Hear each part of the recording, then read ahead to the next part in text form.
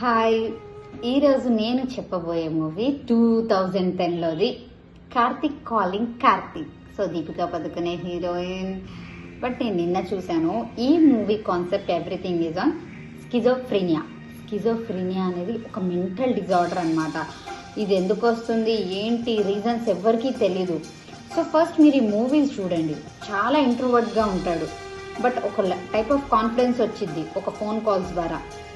Again ఆ phone calls వల్లే ఆయన మొత్తం లాస్ అవుతారు. సో ఒక ఇమాజినేషన్, ఒక డెల్యూజన్లో ఉంటాడనమాట. స్కిజోఫ్రీనియా అంటే అదే, మనకు ఒక వ్యక్తి ఉన్నట్టు, మనం వాళ్ళతో మాట్లాడుతున్నట్టు అలా ఫీల్ అవుతూ ఉంటాము. నాకు ఆ మూవీలో నచ్చింది ఏంటంటే, he is having the everything ability, but he can't express. ఎవరో ఒకళ్ళు ధైర్యం చెప్తానో, ఎవరో ఒకళ్ళు అలా చేస్తేనో చేశారు. So please watch this movie and మీకు ఈ డిసీజ్ ఏంటి అనేది కూడా తెలిసి వస్తుంది. స్కిజోఫ్రీనియా. Thank you.